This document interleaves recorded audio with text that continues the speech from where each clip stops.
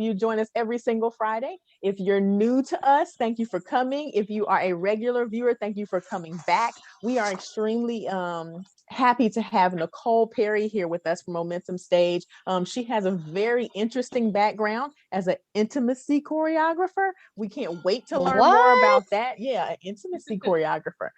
We can't wait to hear more about that and how that plays a role in making sure that everyone stays safe and comfortable and has boundaries as they're doing any type of movement or touch work in theater and dance, all that wonderful stuff. And the guiding question today, what we're talking about is how do we teach our students to set boundaries around consent and touch, which is very important. We all know that there are a lot of things that are happening in our industry right now where it would be great if we could empower our students to say no when they are uncomfortable, to recognize when it's time to set a boundary, and to go in knowing that it's okay to set boundaries, even with authority figures. So we are very excited to have this conversation today. We think it is much needed, and we hope that you will ask someone to join you for this conversation today. It is okay to share this out there in Facebook land, share it to your group pages, share it to your team pages, share it to your dance mom pages, to your dance teacher network pages. This is a much needed conversation. If you're there on Instagram, call somebody, text somebody, say, hey, log on to TPDC_on_IG and check this out. If for some reason you do miss the show today or you share it with someone, it's going to be on the Facebook Apollo Performance page, and it's also going to be on the Turning Point Instagram page and IGTV. So you can always share it again there. Also, as always, comment. We want you to ask Nicole questions. We have a professional here for a reason, because we all need this professional opinion and this professional help. So please comment and ask questions as much as you want to. And then we will definitely work to get those to Nicole and have those answered during the show. Marie, are we ready to get started? Yes, we're so excited. Like Melissa said, we have Nicole Perry with us today. Nicole's an intimacy choreographer and coordinator, as well as director and choreographer in South Florida. She's been recognized for choreography and intimacy direction for several films throughout her career. She's a certified Laban Bartanieff. How do you say that? Bartanieff movement analyst. Nicole provides guest teaching in Laban for theater and dance, as well as consent and power dynamics in creative practice through Momentum Stage. Nicole founded this nonprofit to be an affordable resource for performing artists and teachers. She's an adjunct professor of dance at the University of Miami. She's previously taught both dance and theater in middle school, high school, and studio settings, so she's very familiar with working with children in this way. Nicole's a member of Stage Directors and Choreographer Society and the Association of Theater of Movement Educators. Nicole apprenticed with Intimacy Directors International and is in the final stages of certifying as both an intimacy director and intimacy coordinator with Intimacy Directors and Coordinators, or shortened IDC. So Nicole, thank you much for being here. We're so excited to have you. This is something that, I will admittedly, I don't know that much about it. Although, having a 5-year-old daughter and an 8-year-old son, I definitely understand why this topic has a spotlight on it the way it does in the dance world, especially with all of the issues that continue to be brought to light in the dance world. It's very important that we have this conversation. So we're excited to pick your brain.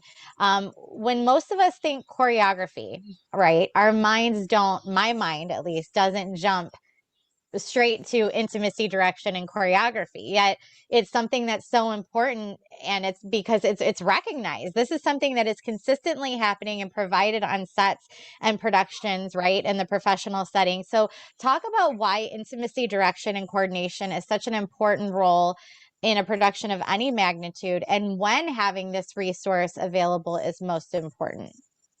Well, thank you so much for having me. I'm so excited to have this conversation with you and with everyone on all of the platforms. As I think it's super important too, and super relevant.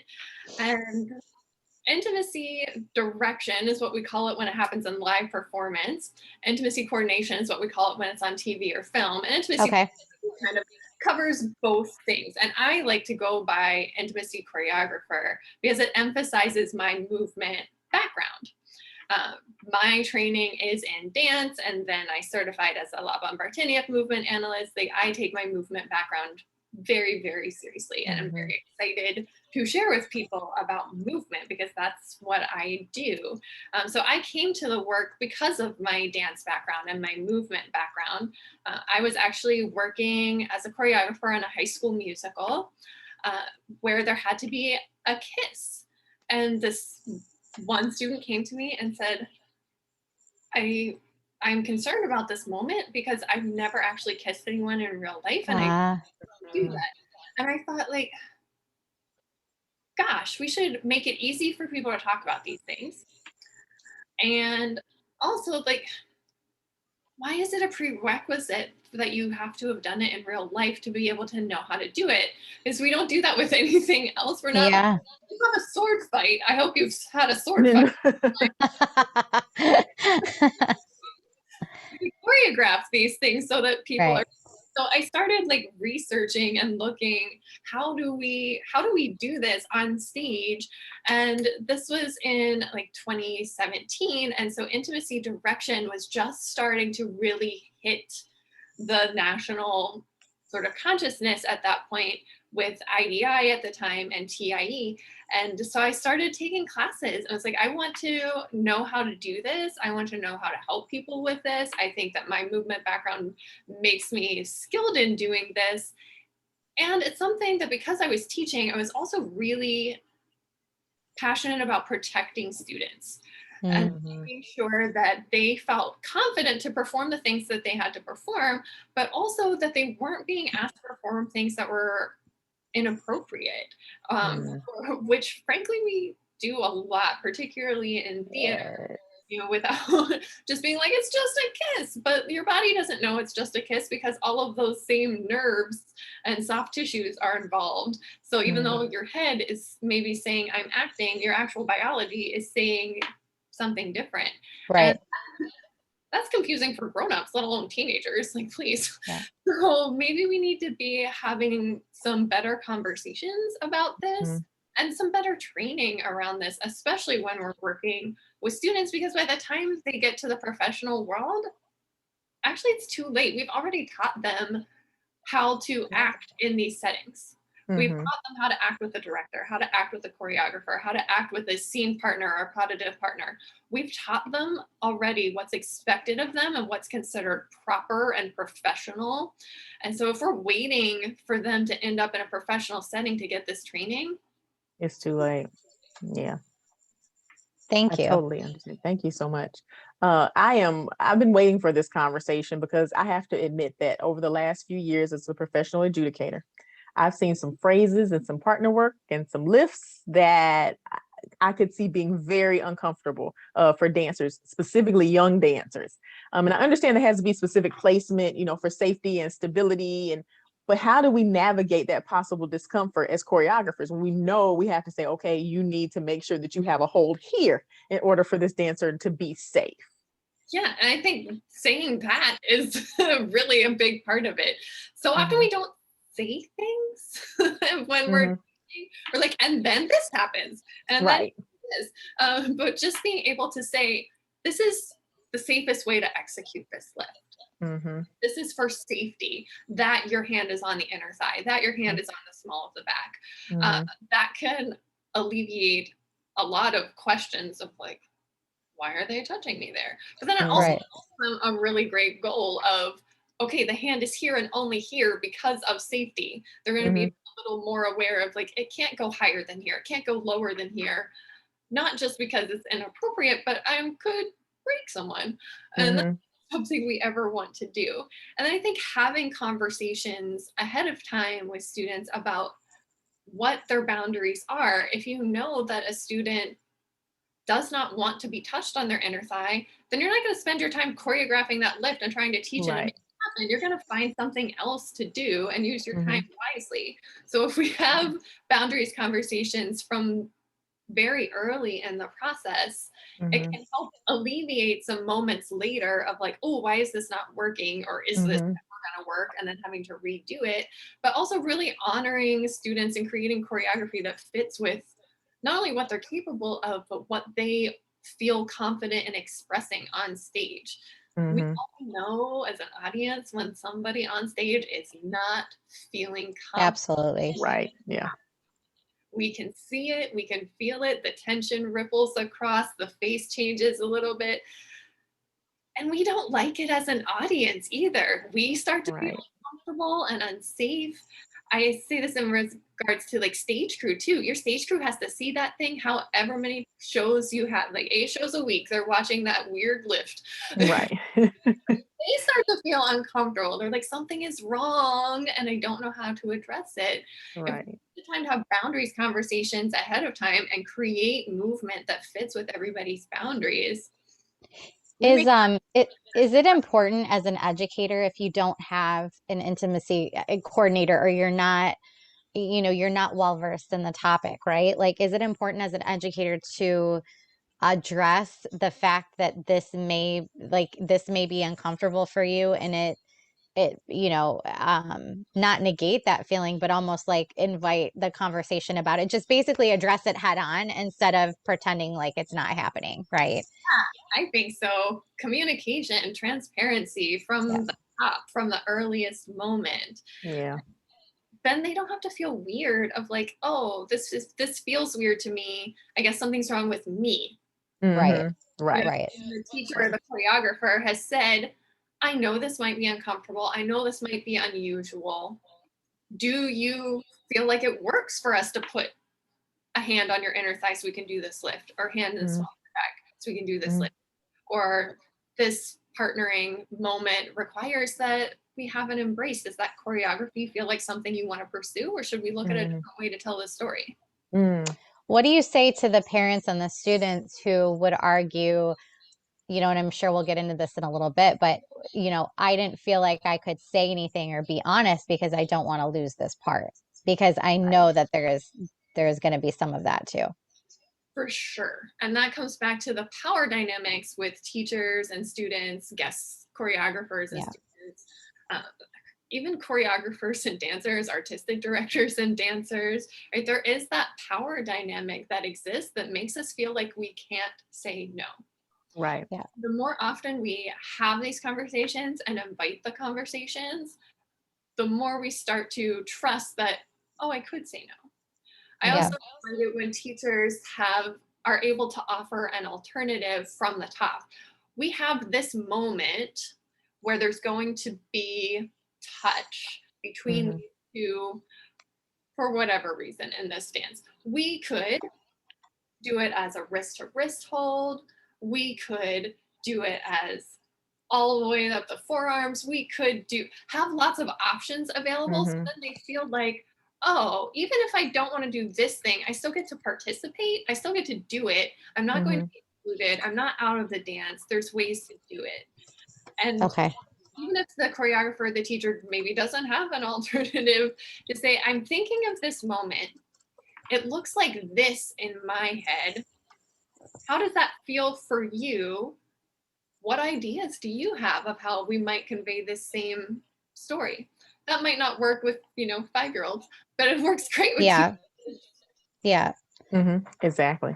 Now, I know, I think others would agree with this, and I know I feel this way. I always want my students to feel comfortable with their bodies and not to look at appropriate touch, not inappropriate touch, but appropriate touch as taboo or wrong, something that they should be embarrassed about. So how do we know when it's appropriate to encourage a student to say, you know what, this is an appropriate touch, and when to back off because they may have some boundaries? How do we know where that line is? Yeah, I encourage teachers, choreographers, especially if they're guesting, to have some kind of like statement of touch when they're coming in. So your students might get that in their handbook and their contract when they sign up for classes, and the packet of info about the guest choreographer, whatever, that says, I like to use touch as a corrective tool. I will always ask for consent before touching, and will always offer an alternative to touch if a student does not give their consent. Or I like general boundaries, that your general boundaries are like anything that would be covered by a traditional bathing suit or leotard. Mm-hmm. That I will not touch you in that area, period. Mm-hmm. That means I could fix your arm, I could fix your foot. Okay. at your head, but I'm not going to touch you there. Mm-hmm. And I think that there are those sorts of containers that we can use that help offer up quick conversations around boundaries, but also doesn't put touch off the table for choreographers and teachers as a way of communicating, because we do often find it effective in dance to use touch. But I think just being really clear about why we're using it and when we might use it, how we're going to use it is really important. Now, are you, just to be super clear for people that are listening or may listen later, you're talking about touch in any sense, whether that be touch in the form of instructions, you're the way that you're correcting and manipulating a student's body in class. We're talking about choreography. We're talking about any of the above. We're not just talking about on a stage, like movement that you're putting into a piece. We're talking about anything. Yeah, anytime we're going to touch, especially touching minors, like that gets real sticky real quick. Yeah. From a legal standpoint, I am not a lawyer. I would also like to say that. Thank you. Yes, absolutely. And we did outline your credentials in the beginning. For anybody jumping on, you can re-listen to that beginning so you understand who Nicole is and what her expertise is. Not legal advice, but touching minors can get very tricky very quickly. So having some kind of clear policy around when you would touch, asking for consent when you touch. Folks know if they want to be touched or not. We're seeing this movement even in parenting of like, ask your child if they want to hug grandma or if they want to right this time of year, right? We are giving students opportunities to practice their agency, their power, their bodily autonomy, which actually is what dance is about, right? It's about creating our own bodily autonomy and learning to express that in our fullest way. For some reason, sometimes in dance training facilities, we take away people's bodily autonomy and we start putting them in these spaces. For sure. I was just going to say, for somebody like me, I think there's different levels of people, like I'm a very touchy person in terms of like, putting my hand on their shoulder and moving. I'm like, I'm a hugger. And like, there's so many things that you just, and to everyone, I don't do that to everybody, like strangers, but people that I'm comfortable with that are in my circle. I mean, I'm definitely more hands-on, not in an inappropriate way, but just, I'm a feely person. Yeah. People like that. I'm sure I'm not the only one out there like that. You really, especially when it's easier to just grab a 3-year-old and kind of usher them in the direction you need them to go than can I touch, and so that's definitely a new concept for somebody like me. And I'm sure so many others watching.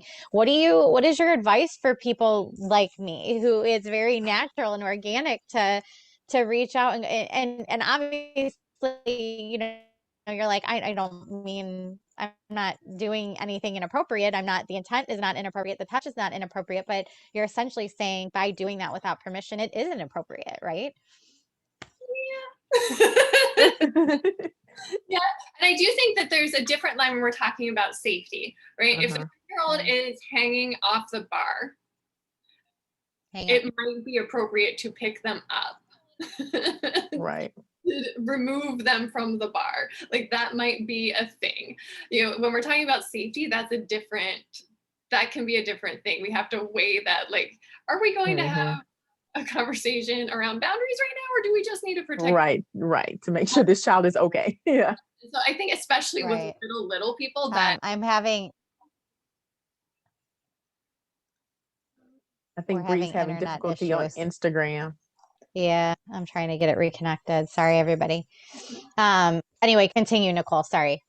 Yeah. So I think that safety issue, I do think that like safety kind of trumps anything else. Like we gotta make sure that folks are physically safe in our space, but then we also do need to be cognizant of their mental and emotional safety, and that does mean honoring their bodily autonomy, giving them opportunities to practice their agency.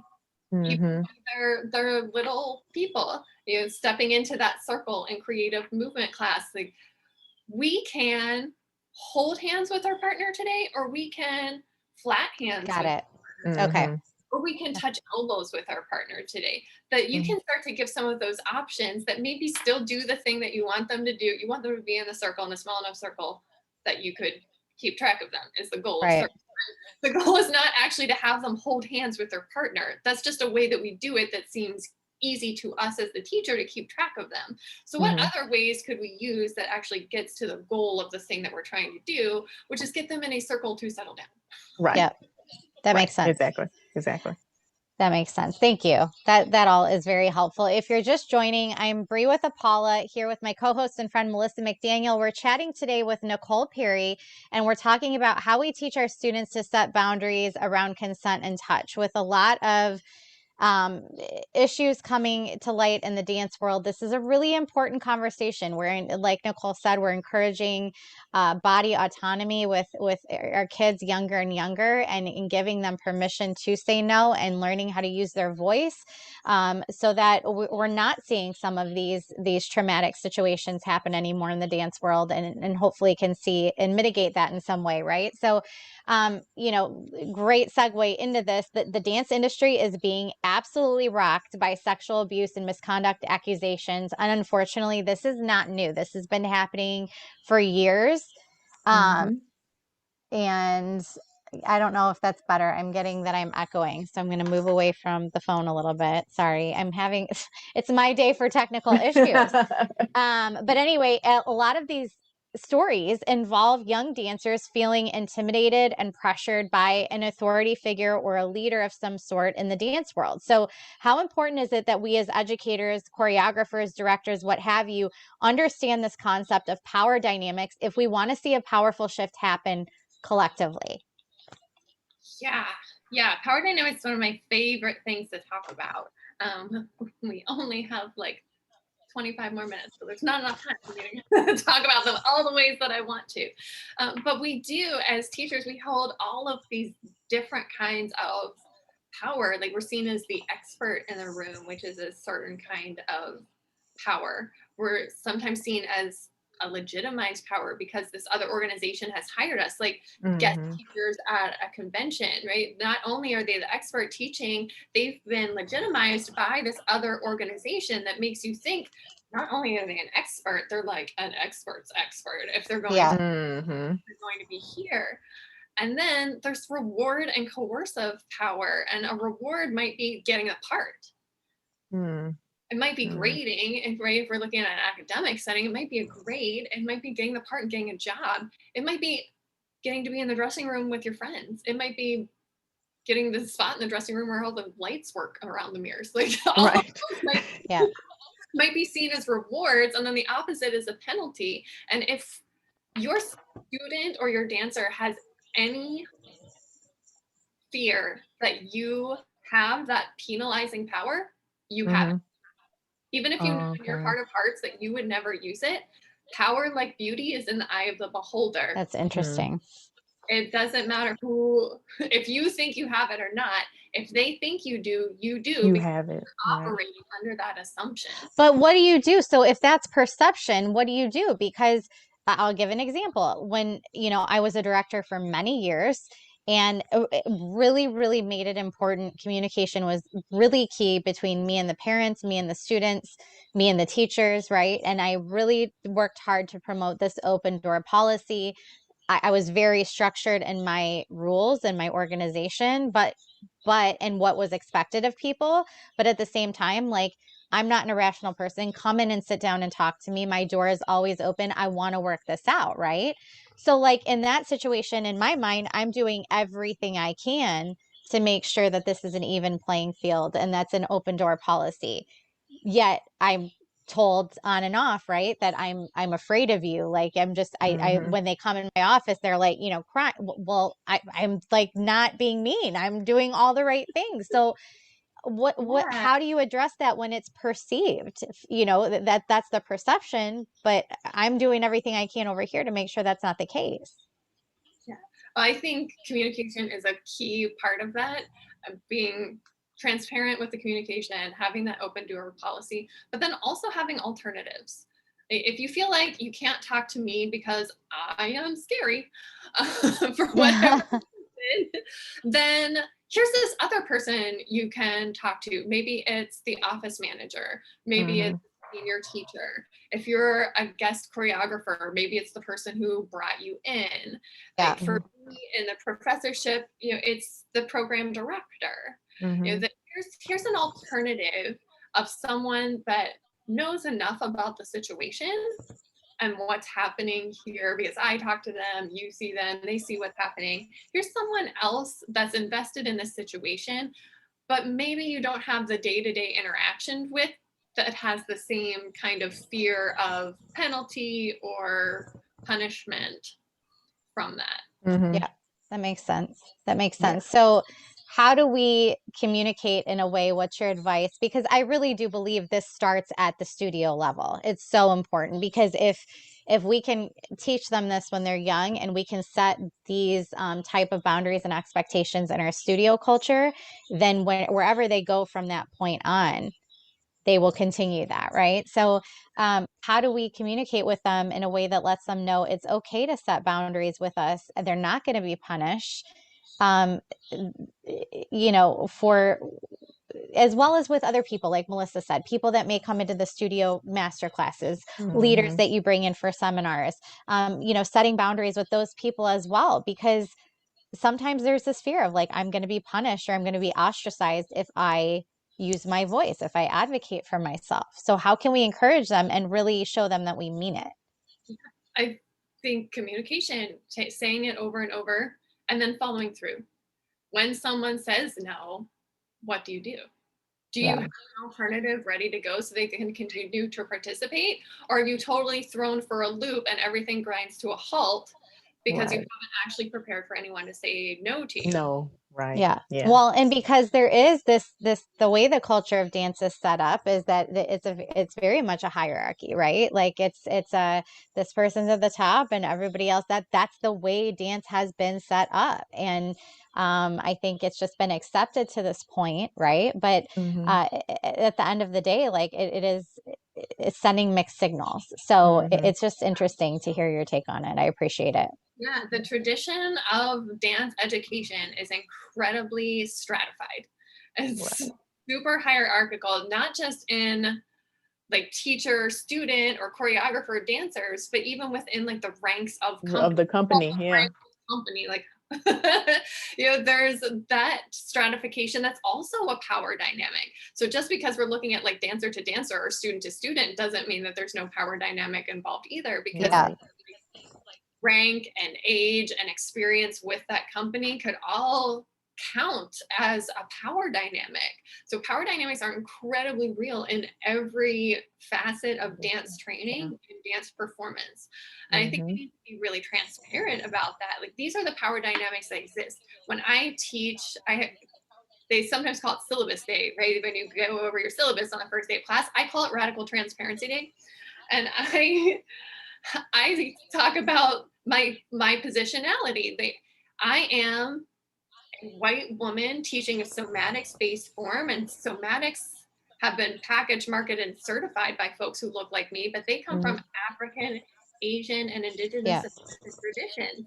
Right? It's like starting with that opens up people's eyeballs. Like their jaws are on the floor, their eyes are on the floor. We gotta put it all back together. It's like we talk about the body that I'm in gives me a certain power because it's the norm of what we see. And then we talk about, because I'm the teacher, I'm considered an expert. I've been legitimized by this institution. I have the reward and coercive powers of your grades.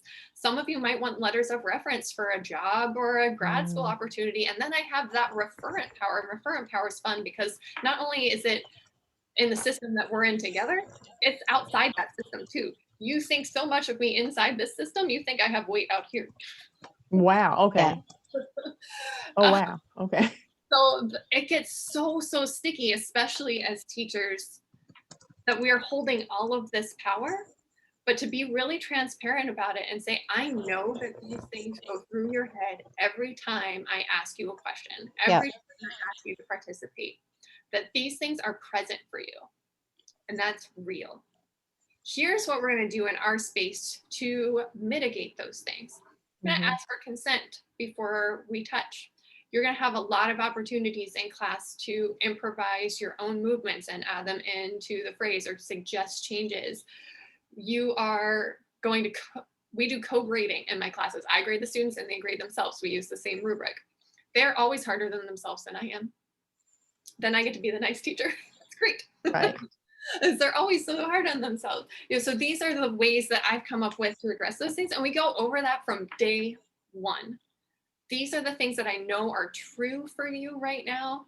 Here are the things we're going to try to do to make this as collaborative of a space and as a co-active learning space instead of a hierarchical one, even though that's what the situation required, right? There's a certain acceptance that we have to take of like, you are the teacher and I am here to learn this thing. There is Mary Parker Follett calls it the law of the situation. The law of the situation says we are in dance class, therefore we are learning this particular style of dance and there is a teacher.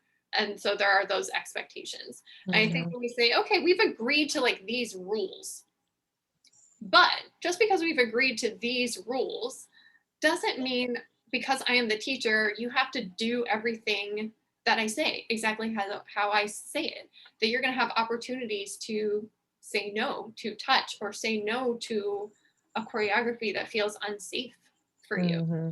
And I'm going to listen to that. Mm-hmm. And since I cited Mary Parker Follett, I also have to cite French and Raven, who did those powers over of expert, legitimate, reward, coercive, and referent. Okay. So what do you say to the people? Because inevitably they are always out there that say, this is completely unnecessary. We've done it this way for so many years. Everybody just needs to suck it up. Like nobody means anything bad by it. You know, of that school of thought, what do you have to say to those people?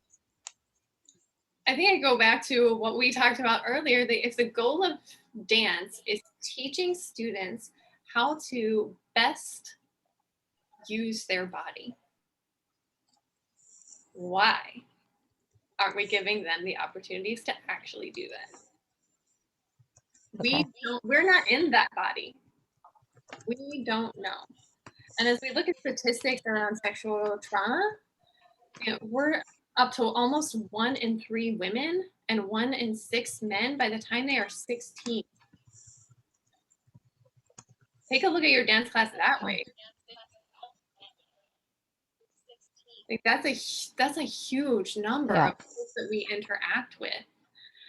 And we are not responsible for that trauma, but we are responsible for creating a world in which they are not constantly reactivated or being asked to relive that.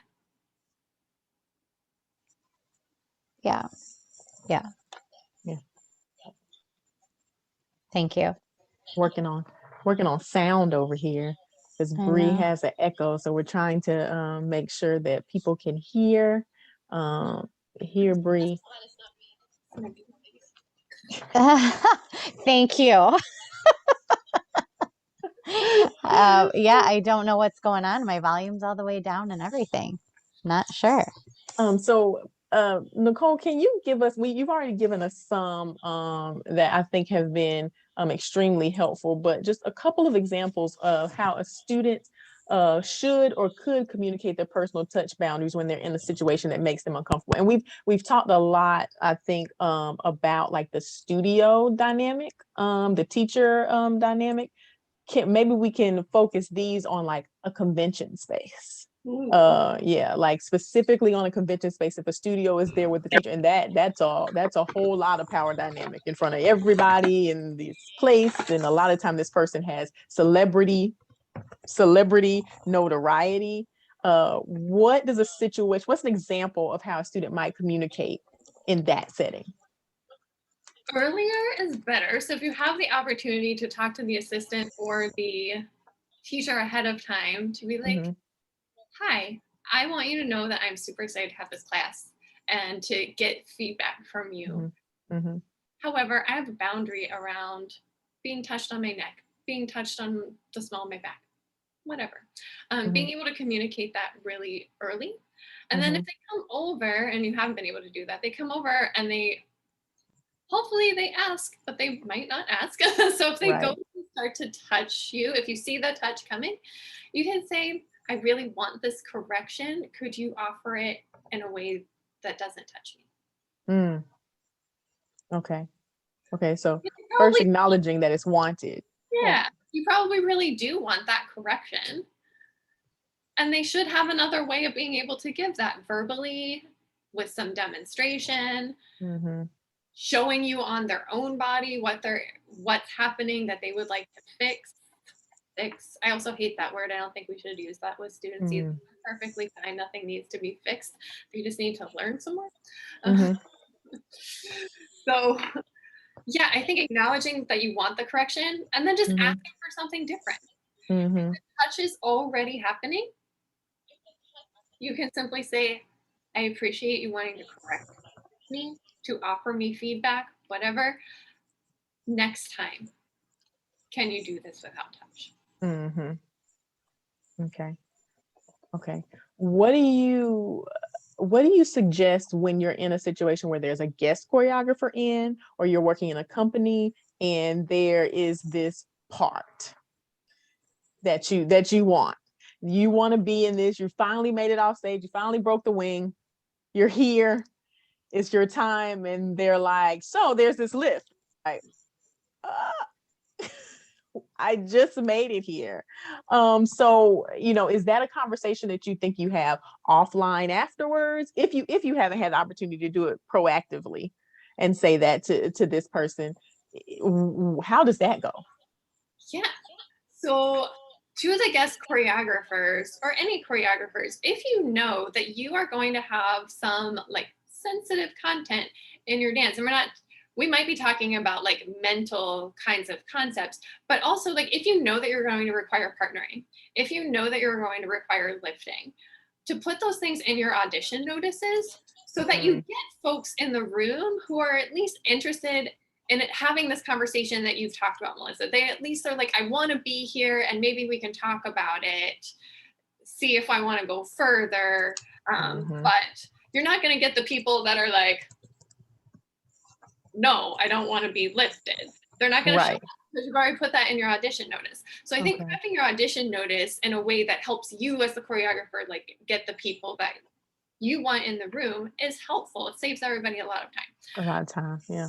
Then if you're in it, you're in the room, you're there, you've got the part, and you find out there's a lift.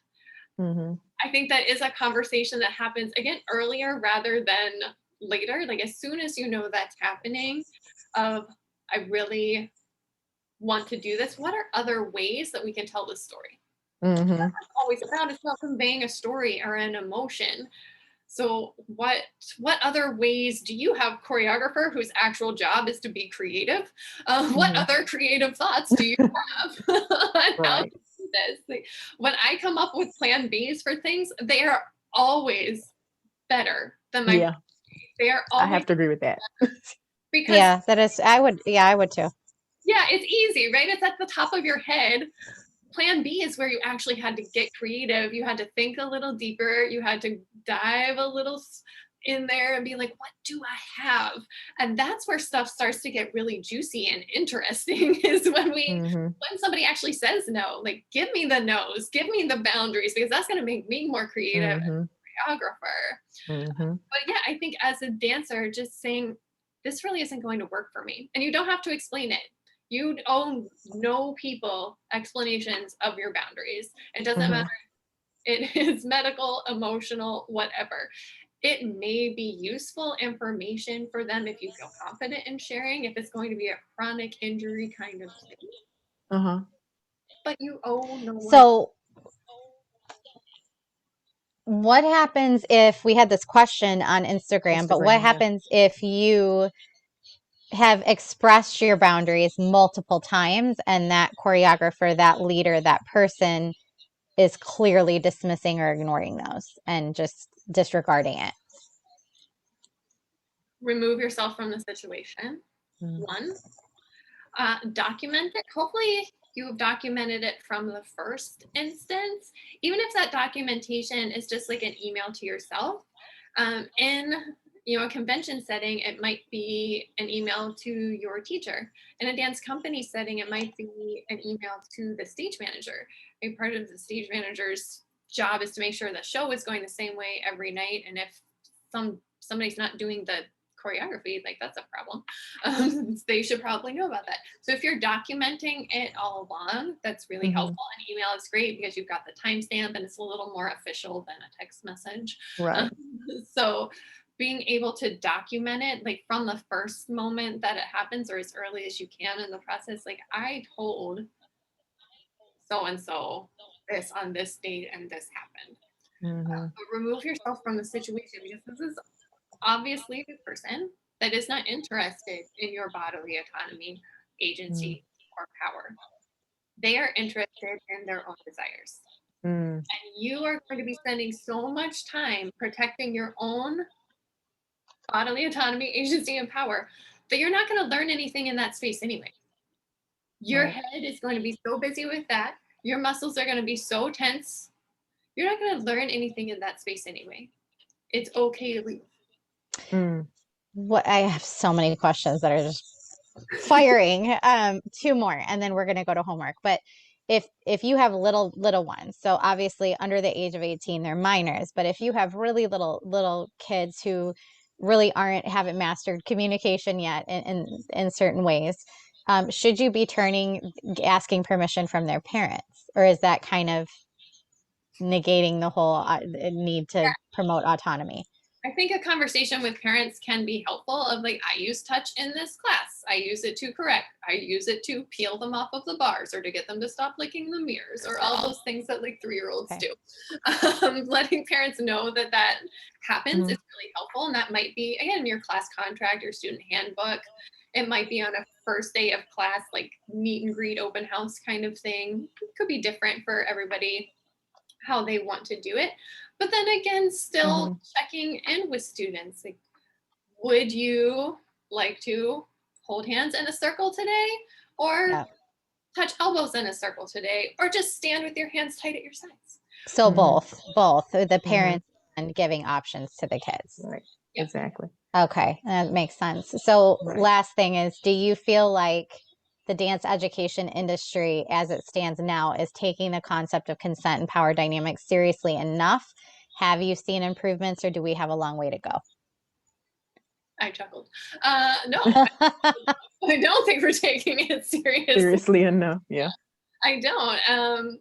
The fact that we're still like surprised by these stories of folks using their power to harass and abuse children, like, why are we shocked? Why are we shocked? Why are we shocked when we have changed absolutely nothing about our training, about our performance expectations? Like, why are we surprised that the same things are happening? Like, we know Peter Martins did it. We know Balanchine did it. We know Robbins did it. We know Diaghilev did it. Why are we surprised that it's still happening when we haven't changed the structures? We need to look at structural changes. I do think that there are more and more people having this conversation. ABT actually hired an intimacy choreographer for Touchy. So ABT is the first big national dance company to have an intimacy choreographer working on their dances. I'm sorry, my cat is tearing up the carpet. That's okay. So I think that these conversations are happening more. I teach these consent and power dynamics workshops through Momentum Stage. And we've done guest sessions at various universities and dance studios. I also work with the Dance Education Equity Association as one of their guides, and I teach on power and consent for them. And we're getting into some conventions and competition spaces. I teach an ethics class for NDEO, the National Dance Education Organization, that has a lot of folks who are mainly in academia, but some folks too. So I do think more people are having this conversation, but I think we have an impression in the dance world that it's not happening in our spaces, that it's happening to our students, maybe outside, maybe at these competitions and conventions, maybe at their home, maybe at the other things that they do, but it's not happening in our studio. It's not happening in our space. And it's not happening because of how we train our students. We train our students to say yes to every touch, whether they want it or not, whether they understand it or not, whether it feels good or not. We train our students from the time they are babies to accept every touch in a dance space and not evaluate whether or not they're learning from it, whether or not it's safe for them. And that way that we teach is actually enabling this To whole happen.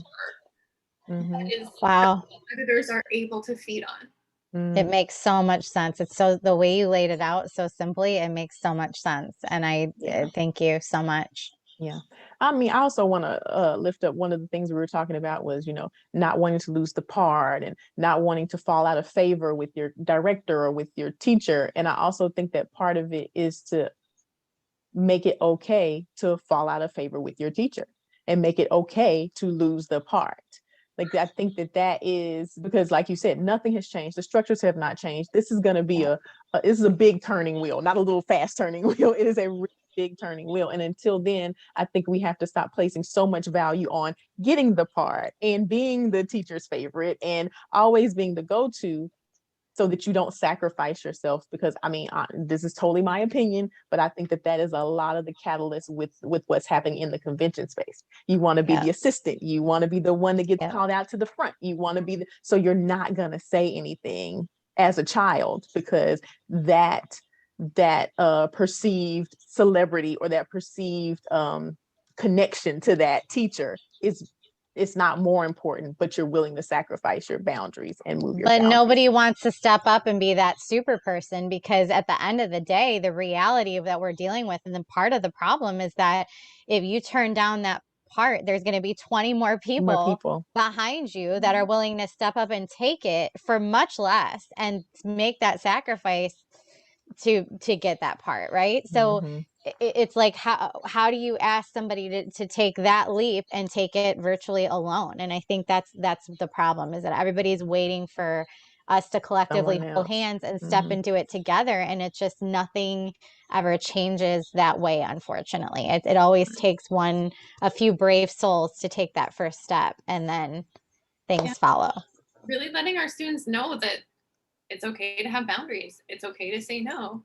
It's okay to make choices that are right for you. You know, Karen, who was on Broadway and left Moulin Rouge, one of her quotes that was in a piece that I read said, "Why would I continue to give my art to people whose integrity does not match my own?"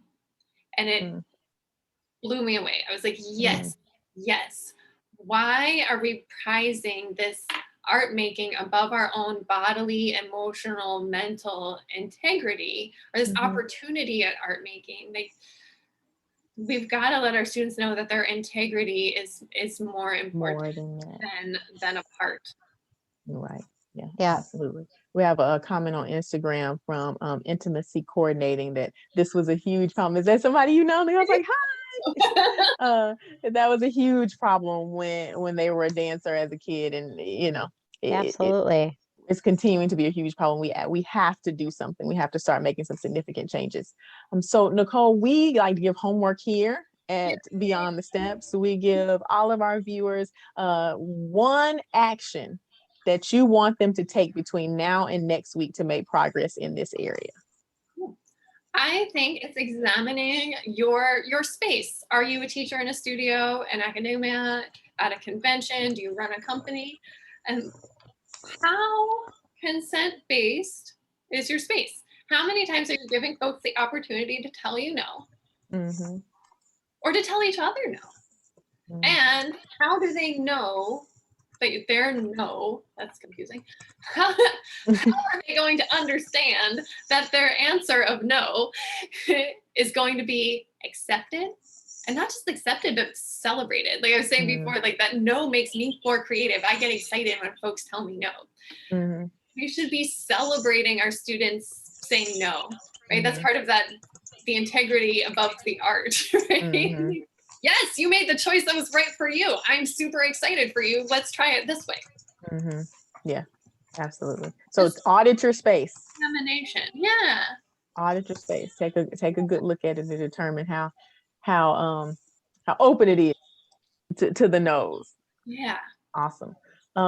Also, we do have some homework. Nicole has provided us with some great resources that we're going to talk about and put in the chat a little bit later. We also want to talk about the STEPS initiative. That was the catalyst for all of this, the entire Beyond the Steps series. It is an initiative that has a number of modules that are free to anyone who wants to take them. And they cover issues like sex abuse and prevention, racism, gender equity, nutrition, dance, science, and medicine.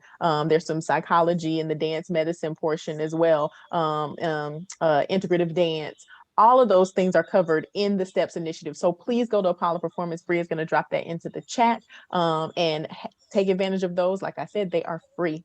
Also, our friends at YPAD offer certifications in a wide range of things. You can get 25% off of your YPAD certifications using the promo code Apollo25.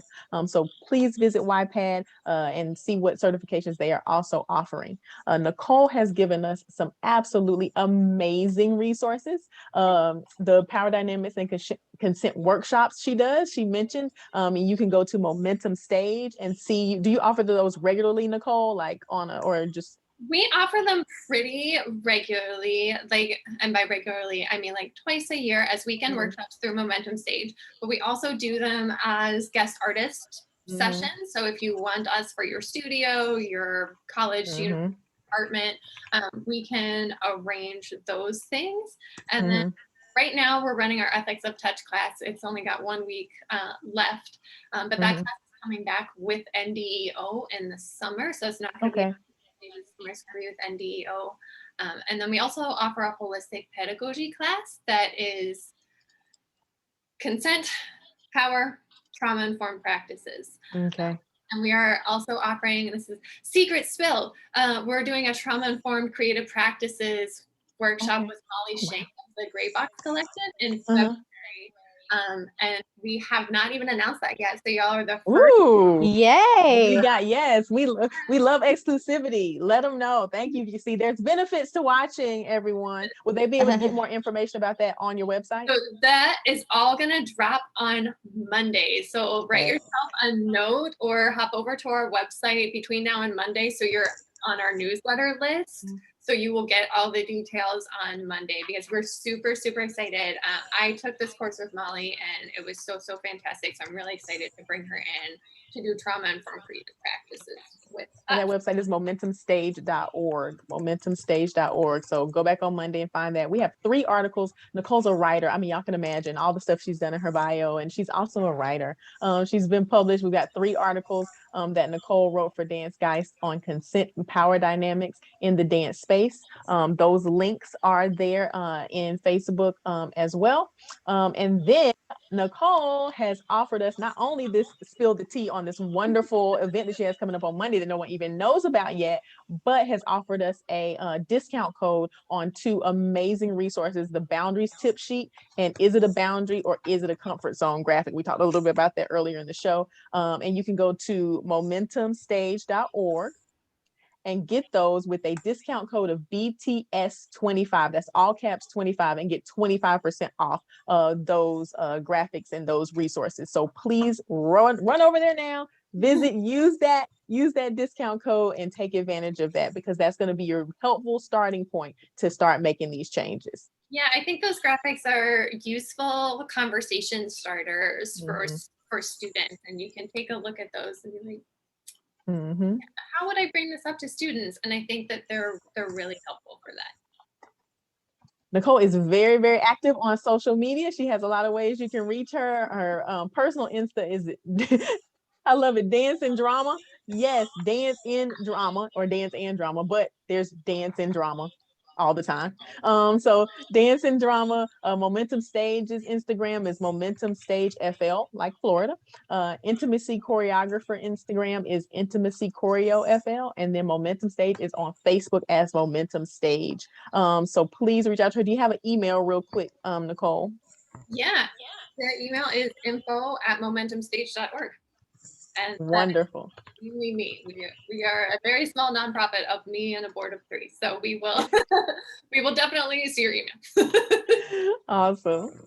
Thank you so much for being with us. Thank you. This was so wonderful. Yeah, thank you. It's been very eye-opening. I've definitely learned a lot about this. And I hope that, again, we said in the beginning, please take time to share this conversation, listen to it again in its entirety. Make sure you sign up for our email list to get all of these episodes emailed to you, especially today's episode. Thank you again, Nicole Perry, for joining us today. Melissa will be back next week chatting with Kat Culiandro about the important resource for our community, the Dance Safe, another important resource, I should say. They're going to talk about what the Dance Safe is exactly, what it's doing for the dance community, and why it's such an important resource to be aware of, especially for parents, educators, and dancers. I am traveling next week. We're headed to Idaho to visit my husband's family for the first time in 2 years. So we're going to be up in the mountains with zero reception, even worse than today if possible. I don't know what happened today. I'm sorry for that. But I'm so sad because I'm going to miss our last show of 2021. This was a big year for us. So I want to just take a minute to say, I am eternally grateful for the opportunity to do this every week with you, Melissa. Thank you for all you do. Looking forward to a wonderful new year ahead with lots of exciting conversations and opportunities. We hope to have Nicole back. We're all learning and growing. So you have homework from Nicole today. Be sure to mark your calendars to join Melissa next week with Kat. And every Friday starting in 2022, Fridays at 2 p.m. Eastern, we're right back here on Facebook, Instagram, and Zoom. Until then, we hope you continue your journey beyond the steps. Have a great weekend, everybody. Bye, everyone. See you next week.